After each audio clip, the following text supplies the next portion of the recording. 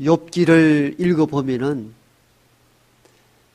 하나님의 인간들에 대한 시험은 말 그대로 하나님의 허락된 범위 내에서 이루어진다는 것을 알 수가 있습니다. 다른 말로 표현하면은 시험은 하나님의 허락 아래에 시작이 된다는 것입니다. 오늘 읽은 본문은 그것을 가장 잘 보여줍니다. 하나님께서 사탄에게 이렇게 이야기합니다. 네가 땅을 두루 다녀 보았느냐? 요만한 사람이 없다. 그는 온전하며 또 악에서 떠난 자이고 여호와를 경외할 줄 아는 사람이다. 이렇게 하나님이 직접 한 인간을 칭찬합니다. 이걸 듣고 사탄이 반발을 하죠. 하나님, 우리식으로 표현하면 이런 거죠. 하나님 웃기는 소리 하지 마십시오. 하나님께서 욥에게 한없는 복을 주셨기 때문에 하나님을 경외하고 하나님을 높이죠. 하나님께서 욥에게 있는 소유물을 다 빼앗아 가 보십시오. 그래도 여전히 하나님을 경배하고 하나님을 찬양하고 하나님밖에 없습니다. 이렇게 고백할 수 있겠습니까? 아마 욕하고 비난하고 떠날 것입니다. 그러자 하나님께서 사탄에게 그렇다면은 욥의 소유물을 너에게 맡긴다. 이렇게 기록합니다. 그리고 난 뒤에 이 본문이 끝이 나고 난 뒤에 실제 욥에게 많은 일들이 환난이 닥치기 시작하죠. 그러니까 욥에게 임한 시험과 환난은 어떻게 시작되었는가에 대한 내용을 오늘 본문은 전달해 줍니다. 즉 시험의 시작은 하나님의 허락 아래 출발했다는 것이 명확히 드러납니다. 여러 시험과 환난들이 다 하나의 주제로 설명할 수 없습니다만은 오늘 욥기를 중심으로 하여 시험에 대한 이해를 한다면은 시험의 시작은 하나님의 허락에서 출발한다는 거예요. 그러니까 우리가 질문할 것이 많아집니다. 아니, 하나님은 자기 사랑하는 자녀들에게 어떻게 시험 당함을 허락할 수 있느냐는 거예요. 여러분 자녀가 얼마나 귀합니까? 조그만 상처에도 마음이 떨리고 누군가로부터 조금 위해를 당해도 보복하고 싶어하는 마음들이 강한데 이게 부모의 마음인데 하나님은 우리를 자녀라 말하고 또 우리를 낳은 부모라 말하면서 자기 자녀가 사탄마귀의 시험에 들어가는 것을 허락을 하셨다. 이게 말이 됩니까? 어떻게 이럴 수 있습니까? 이게 우리가 던지는 질문이잖아요. 이걸 우리가 해소하지 못하기 때문에 신앙에서 멀어지고 교회를 떠나기까지 한다고 말씀을 드렸잖아요. 실제 그래요. 오늘 우리가 어떤 사람들이 신앙생활 잘 하다가 교회를 떠나고 신앙생활 하지 아니할 때 참 그 사람 참 신앙생활 참 엉망으로 하네. 이렇게 쉽게 판단할 수 없는 것이 있습니다. 왜? 그 사람이 갖고 있는 어떤 아픔들이 있기 때문이에요. 어떤 아픔이겠어요? 대부분은 어떻게 내게 이런 시험을 하나님이 허락할 수 있단 말입니까? 어떻게 이럴 수 있느냐는 거예요. 이게 해소가 되지 않기 때문에 신앙에서 떠나가는 거예요. 물론 신앙에서 이탈하고 교회를 다니지 않는 여러 가지 이유가 있습니다만은 잘 믿다가 낙심된 대부분의 사람들은 해소되지 않는 어떤 시험거리가 있기 때문이에요. 왜? 왜 하나님이 시험을 하느냐는 거예요. 허락하느냐는 거예요. 지난주 말씀이 기억납니까? 그것은 우리가 복을 받고 평안할 때만이 아니라 내 있는 모든 것을 다 잃어버린 상태에서도 여전히 하나님을 믿고 신뢰하는가? 그것을 보시겠다는 것입니다. 그래서 종종 흔한 일은 아니지만도 가끔 시험 당함을 허락하기도 한다는 것입니다. 이게 오늘 욥기가 준 메시지입니다.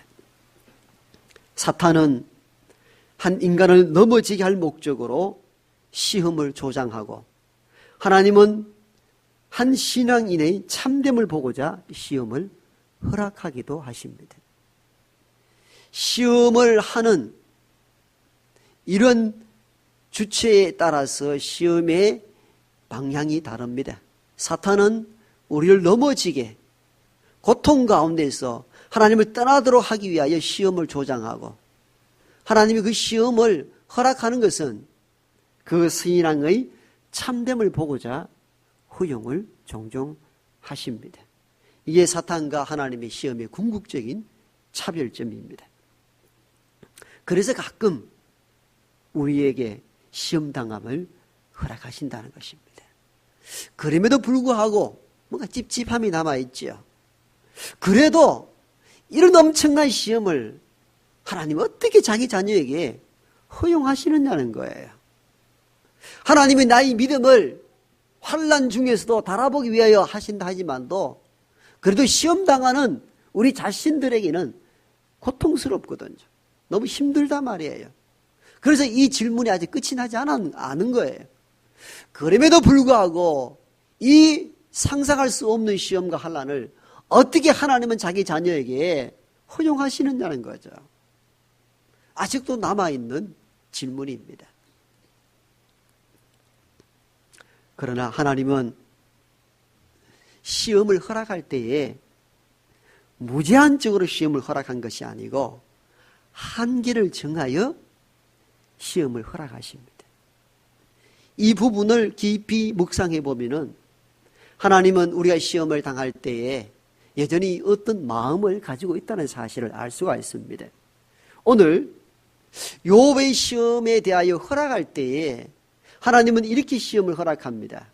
욥의 소유물은 사탄 너에게 맡기지만도 욥의 몸에는 손대지 말라. 명확하게 구분을 지었습니다. 내가 그 욥의 믿음의 상태를 확인하기 위하여 네가 사탄이 요청하는 시험에 대하여 허락하긴 하는데 조건부적인 허락인 거예요. 어떤 조건부적입니까? 욥의 몸에는 손대지 마라. 그러나 그 소유물은 너에게 맡긴다. 알아서 처리하라는 겁니다. 여러분, 이 대목을 읽어보면은 하나님이 시험을 허락할 때에 무제한적으로 허락하지 않았다는 것은 하나님이 인간을 향한 어떤 마음이 있었다는 것을 알 수가 있습니다. 그럼 시험을 허락할 때에 무제한적으로 허락하지 않고 한계를 정했다는 것은 뭘 의미하겠습니까? 그 첫 번째는 사탄이 마음대로 할 수 없도록 했다는 겁니다. 다 허락해버리면 인간이 버틸 인간이 어디 있겠습니까? 이 사실을 알았기 때문에 하나님은 그의 몸에는 손대지 말라는 거예요. 그 소유물에는 네가 알아서 하라는 거예요. 이 하나님의 한계를 정한 시험의 허락은 뭘 의미합니까? 사탄이 자기 마음대로 모든 것을 다 할 수 있도록 허용하지 않았다는 것을 의미합니다.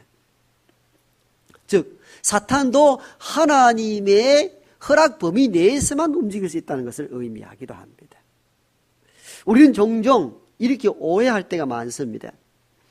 하나님이 다스리는 세상과 사탄이 다스리는 세상, 이게 두 부분으로 나누어져 있다 이렇게 생각합니다. 이렇게 생각하는 것은 쉽습니다. 아주 편하잖아요. 하나님이 다스리는 세계, 사탄이 다스리는 세계. 그럼 얼마나 편안합니까? 저 사람이 막 엉뚱한 짓하고 나쁜 짓하고 하나님을 욕하고 비난하는 것은 사탄의 세계에 있기 때문이다. 이렇게 해석하는 거죠. 좋아 보이는 해석 같아 보입니까? 이상한 해석 같아 보입니까? 사실은 비성경적 해석입니다. 한때 우리는 이런 교육을 종종 받았습니다마는 하나님이 다스리는 세상, 사탄이 다스리는 세상 따로 있다면은 하나님과 사탄은 어떤 관계입니까? 동격입니다. 제 말 이해하셨습니까? 동격입니다. 위치가 비슷하다 그 말입니다. 하나님의 신분이 그랬어야 되겠습니까? 하나님이 이 세상 모든 것을 다스리십니다. 사탄도 하나님의 지배 아래 놓여 있을 뿐입니다. 그러니까 오늘 하나님의 허락을 받아서 욥을 시험하잖아요. 지 마음대로 할 수 없다 그 말이에요. 지금 의미하는 거예요. 이 부분을 명확히 우리가 알 필요가 있습니다. 그러면 우리가 시험을 당할 때에 마귀가 나를 마음대로 막 움직여가지고 내가 이 꼴이 되었다라고 한탄하지 말아야 됩니다. 마귀가 우리를 시험하는 범위도 하나님의 정해준 범위 아래 움직일 뿐이에요. 사탄도 하나님의 지배 영역 아래 있는 것입니다. 하나님의 영역 따로 있고 사탄의 영역 따로 있는 게 아니에요. 그럼 하나님이 이 영역을 다스리지 못한다면 그게 무슨 하나님입니까? 그런 하나님은 무능력한 것이죠. 하나님이 모든 세상을 다스리십니다. 사탄도 지배합니다. 왜 이리 조용합니까? 그게 얼마나 큰 은혜가 되는데요. 그때는 아멘 하셔야 돼요. 얼마나 큰 은혜입니다. 사탄이 다스리는 영역이 따로 있지 않습니다. 하나님의 지배 아래 놓여 있을 뿐이에요. 하나님이 허락하는 범위 내에서만 움직일 뿐이다는 그 말이에요. 이걸 깨달을 때에 우리가 시험 당할 때 시험에 들지 않는 거예요. 여러분, 사탄이 모든 것을 다 다스리고 하나님의 관계없이 자기 멋대로 할 수 있다면 우리는 날마다 곤혹을 당할 수밖에 없습니다. 날마다 환난과 풍파 가운데 살 수밖에 없습니다. 마귀가 다 다스리는 세상인데 우리가 어찌 편안할 수 있습니까? 그런데 오늘 본문은 이걸 여실하게 보여줍니다. 하나님이 정합니다. 몸에는 손대지 말고 소유물은 네가 알아서 한번 해보라는 거예요. 즉 하나님이 시험 허락의 한계를 정해 주었다는 이 의미는 사탄 마귀가 자기 마음대로 멋대로 할 수 없다는 사실을 우리가 알아야 됩니다.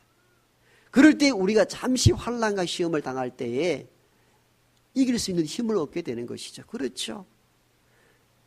사탄도 하나님의 지배 아래 있기 때문에 하나님의 자녀인 나를 마음대로 어찌할 수 없어.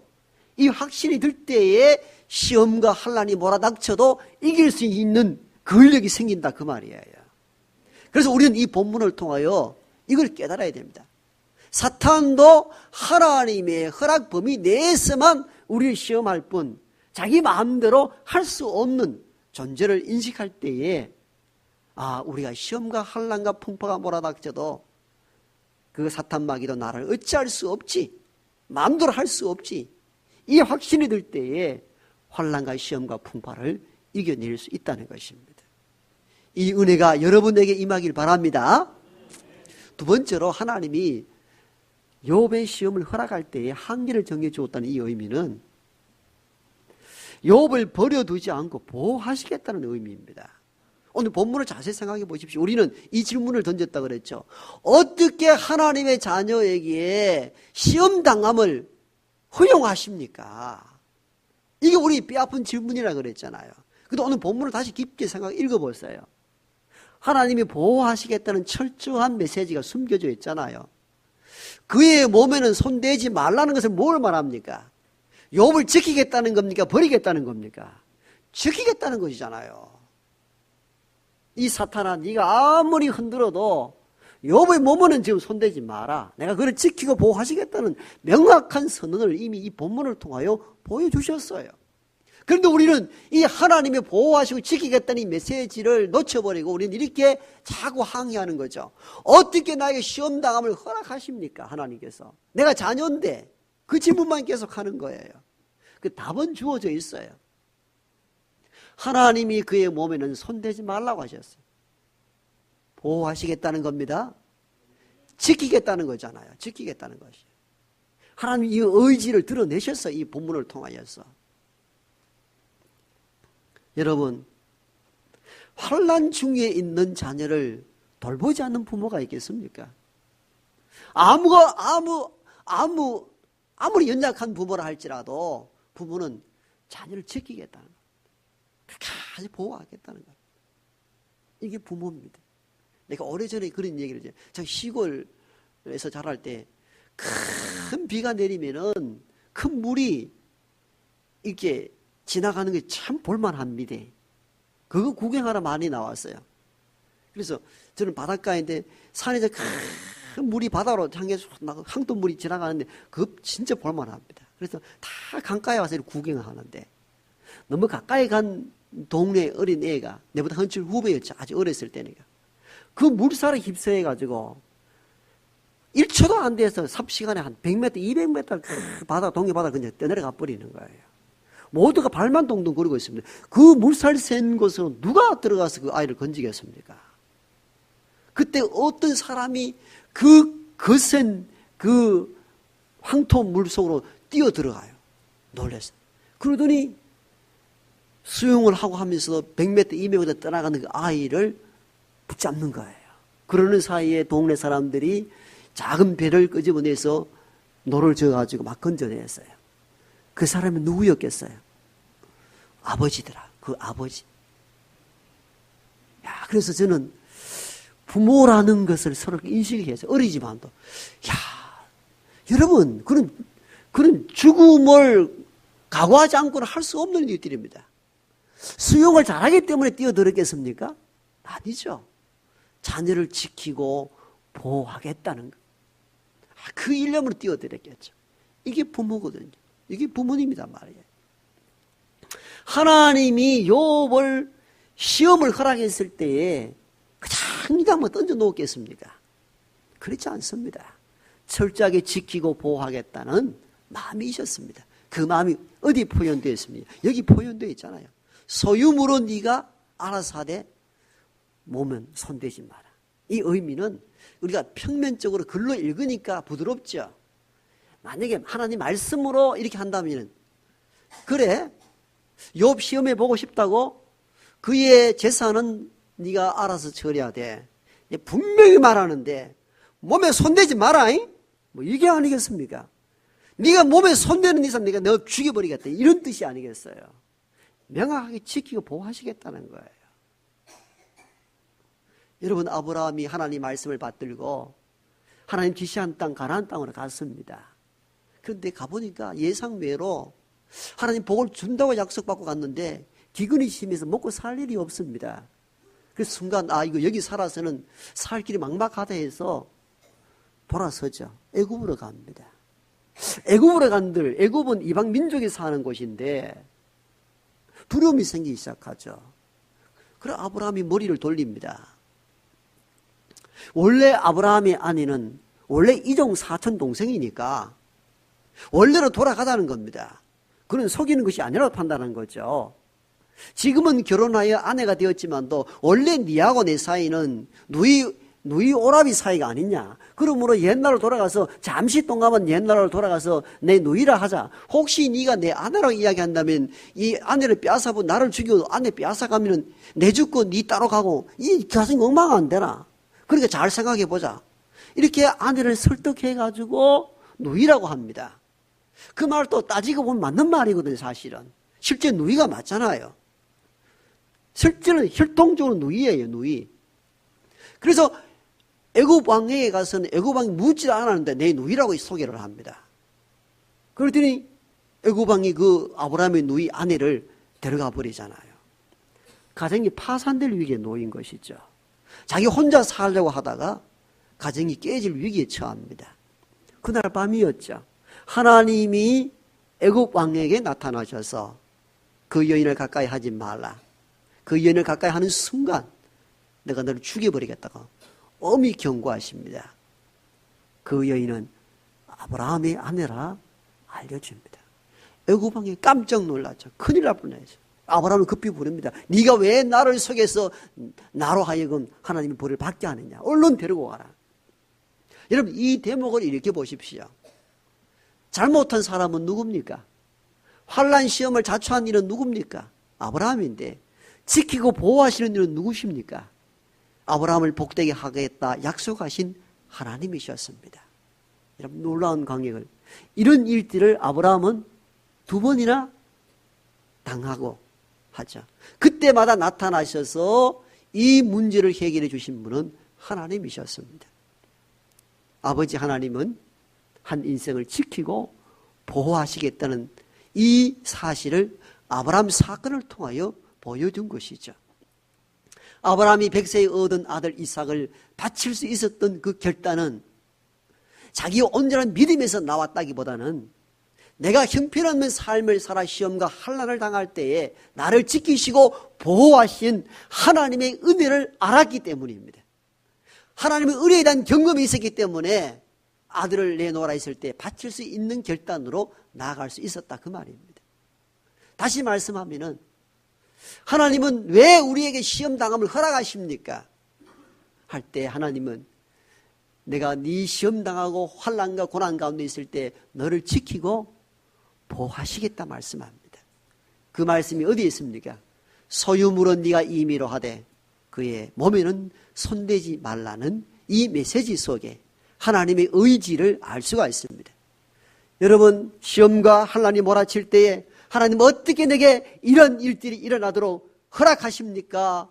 라고 항변하는 것이 아니라 그럼에도 불구하고 시험과 환난 중에도 나를 지키시고 하나님은 나를 보호하신다. 이 믿음 갖는 저와 여러분 되길 바랍니다. 마지막 세 번째로 하나님이 시험을 허락할 때 한계를 정했다는 이 의미는 감당할 만큼 시험을 허용한다는 의미입니다. 여러분, 왜 소유물도 맡기고 몸에 손대도록 다 처음부터 허락해버리지 왜 몸에는 손대지 말라고 하신 걸까요? 왜 그랬을까요? 한꺼번에 처음부터 소유물도 다 빼앗고 몸에 손대면은 욥이 견디기가 어렵다가 판단했기 때문이겠죠. 그래서 시험은 하나님이 시험을 우리에게 허락할 때 그 사람이 감당할 만큼만 허락합니다. 감당지 못할 시험을 우리에게 주신다고요? 성경은 그렇게 말씀하고 있지 않습니다. 우리는 내가 감당하지 못한다고 판단하기 때문에 어떻게 이런 시험을 허락하십니까? 이렇게 하는 거 항변하는 것이죠. 사실은 감당할 시험만 주시는 거예요. 믿습니까? 여러분이 부모라고 생각하고 자녀에게 한 서너 살 되는 애에게 여야 너 저 밥상 차려라 그렇게 얘기합니까? 그러지는 않잖아요. 그럴 때는 조그만 밥그릇 하나 주면서 애를 훈련시키기 위해서 애야 요거 저 밥상에 갖다 놔. 요 정도는 시키죠. 밥상 다 차려라. 그는 한 중고등부나 좀 다니면 모를까. 그렇죠. 그렇게 시험하지는 않잖아요. 부모는 자녀에게 자녀의 연령대와 그의 근력과 그의 지혜에 따라서 그걸 극복할 만한 시험을 자꾸 주십니다. 그래서 근력을 키우고 살아갈 수 있는 지혜를 얻게 만들고 성숙한 한 시민으로 살아갈 수 있도록 그에 맞게 나이와 여러 맞게 이 시험을 주시는 것이죠. 감당도 안 되는 일을 맡긴다. 부모는 그렇게 하는 법이 거의 없습니다. 하나님은 우리의 성정을 아십니다. 우리의 상황을 아십니다. 그러므로 저와 여러분들의 시험을 허락할 때는 저와 여러분이 시험을 감당할 만큼만 허락하십니다. 이게 성경적입니다. 오늘 본문을 보십시오. 처음부터 소유물과 그의 몸을 다 맡기지 않았잖아요. 그의 몸에는 손대지 말라고 선을 그은 이유가 무엇이겠습니까? 다 시험토록 하면은 욥이 감당할 수 없다는 것을 알았기 때문이에요. 이 말을 다시 해석한다면 하나님은 우리에게 시험을 허락할 때에 시험 당할 만큼만 허락한다는 것입니다.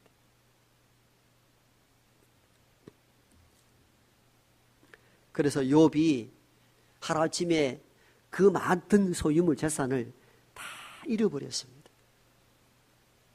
하나님이 허락된 범위에서 시험이 시작이 된 것이죠. 다 잃어버렸습니다. 근데 그때 욥이 어떻게 고백을 합니까? 놀라운 고백을 이렇게 하죠.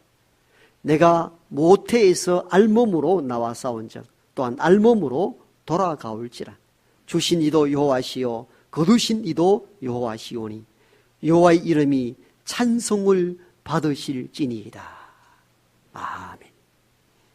놀라운 고백을 합니다. 쉽게 말하면 이렇습니다. 내가 어머니 배에서 나올 때에 알몸으로 여러분 무슨 옷을 걸치고 나왔습니까? 반지 끼고 나온 사람이 있습니까? 동전 갖고 나온 사람이 있습니까?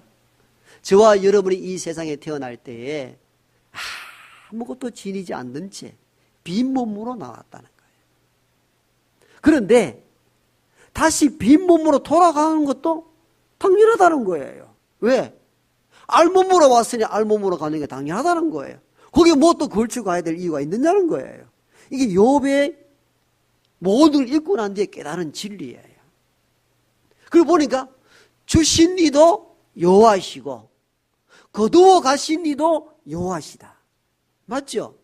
저와 여러분 오늘 가진 것 누가 주신 것입니까? 고백 한번 해보세요. 누가 주신 것입니까? 하나님 여호와시잖아요. 믿습니까? 그럼 거두어 갔다 이러면 어떻게 해야 됩니까? 하나님이 주시기도 하시고 거두어 가시니까 괜찮네 이렇게 나와야 되는데 주실 때는 가만히 있다가 거두어 가면 어떻게 이럴 수 있습니까? 막 찔러가면서 막 그렇게 하잖아요. 여러분 이 욥의 이 고백 보면 참 놀랍습니다. 이게 진리가 맞고요. 우리가 그냥 알몸으로 왔으니까 알몸으로 가는 게 당연하고 주신 게 여호와시라면은 거두어 가시는 것도 여호와일 수 있다는 건데 그러면서 어떻게 고백합니까? 그러므로 여호와 이름이 찬송을 받으실지니이다. 아멘. 야, 여러분 이 대목을 보면은 욥의 당한 시험을 어떻게 극복할 수 있다. 는 것을 보여줍니다. 이 말을 다시 해석하면은 하나님께서 시험을 허락할 때에 시험을 이길 만큼 허락했다는 사실을 알 수 있다. 그 말이에요. 욥이 지금 극복을 하고 있잖아요. 그 이후에 몸에 욕창이 생겼을 때 이유는 뭡니까? 이제 상황이 좀 달라집니다. 자기 생일을 저주합니다. 차라리 그 밤에 만들어지지 않았더라면, 차라리 그 밤에 내가 죽었더라면. 여러분 이 단계가 다르잖아요. 이때는 시험을 이길 만한 준비가 되고 능력이 됐던 것이죠. 그걸 넘어서니까 뭡니까? 못 감당해 나가는 것이죠. 그 욥기 읽어보면 그걸 알 수가 있습니다. 다시 본문으로 돌아와서 해석하면 그것이죠. 하나님이 우리에게 어떻게 시험을 허락하십니까? 너무하지 않습니까? 하나님은 시험의 한계를 정했습니다. 몸에는 손대지 말라. 이 메시지를 통하여서 시험 당할 만큼만 허락을 했다. 그 말이에요. 이는 고린도전서 10장에서 바울의 고백에서도 똑같이 드러납니다. 사람이 감당할 시험 받기는 너희가 당한 것이 없나니 오직 하나님은 미쁘사 너희가 감당하지 못할 시험 당함을 허락하지 아니하시고 시험 당할 즈음에 또한 피할 길을 내사 너희로 능히 감당하게 하시느니라. 아멘. 여러분 한결같은 성경의 답변들입니다. 어떻게 우리의 시험 당함을 허락하십니까? 너무하지 않습니까? 그건 우리가 너무 시험에 몰입한 나머지 하나님을 오해한 항의입니다. 하나님은 우리가 시험 당하는 것에 대하여 허락하실 때는 시험을 이길 만한 만큼만 주신다는 것. 감당치 못할 시험을 허락하지 않는다라고 성경은 분명하게 언급하고 있습니다. 그러므로 오늘을 살아가면서 시험과 환난과 풍파가 몰아칠 때에 때로는 우리가 순간적으로 왜 감당할 수 없는 시험을 주셔서 나를 넘어지게 하느냐 원망하고 불평할 것이 아니라 성경에 이르기를 감당할 만큼만 시험을 허락한다 하였으니 하나님께서 내가 감당할 수 있는 믿음을 주시는 줄로 믿습니다. 이 믿음으로 시험과 환난과 풍파를 이겨낼 수 있기를 바랍니다. 욥도요 이겨냈잖아요. 처음에는 이겨냈잖아요. 왜? 감당할 만한 시험이 왔기 때문에 모든 소유물을 다 잃어버리고도 원망 불평하지 아니하고 내가 어머니 배에서 알몸으로 왔으니 알몸으로 돌아가올지라. 주신 이도 여호와시오 거두어 가신 이도 여호와시오니 여호와의 이름이 찬송을 받으실지니이다. 여러분 이게 욥이 시험 당할 때 이겨나갔던 신앙의 고백이 있거든요. 살아가면서 시험 풍파 끊이지 않을 것입니다. 지금 이 자리에 앉아서 말씀 들으면서 은혜 받으면서 아멘 하지만도 사실은 아직 아픔이 있고 환난과 시험 중에서 아직도 해소되지 않는 이 문제를 안고 살아가는 이들이 분명히 여기도 있을 것입니다. 그런데 단지 위로하기 위하여 선포된 말씀이 아니라 이 오늘 주신 이 말씀을 그대로 그대로 선포한다면은 하나님은 시험을 허락하긴 하지만도 여러분을 넘어지게 할 목적으로 시험을 주지 않는다는 사실을 깨닫는 여러분 되길 바랍니다. 여러분은 하나님이 시험을 허락할 때는 여러분이 환난과 풍파 가운데서도 여전히 하나님을 신뢰하는 믿음을 가지고 있는가를 보시겠다는 겁니다. 그러므로 잘 먹고 잘 살 때만 하나님 하는 것이 아니라 환난과 풍파 가운데서도 여전히 내 하나님을 의지하고 믿음으로 사는 여러분 되길 바랍니다. 그럼에도 불구하고 아직 시험과 환난 중에서 견디지 못하여 어떻게 내게 시험과 환난을 주십니까? 이 질문 앞에 하나님은 이 말씀을 다시 또 하십니다. 내가 한계를 정하지 않았는가? 너를 지키고 보호하시겠다는 것이다. 그리고 하나님께서 너가 시험을 감당할 만큼만 주셨다는 사실을 깨닫고 그 시험과 환난과 풍파를 믿음으로 이겨내라. 하나님이 이렇게 말씀하고 있다는 사실을 깨닫고 환난과 시험 중에 있는 이들은 내가 오늘의 이 믿음 붙잡고 환난과 시험과 풍파를 능히 이겨내리라. 이 믿음으로 오늘 시험을 이겨낼 수 있는 저와 여러분 되기를 소망합니다.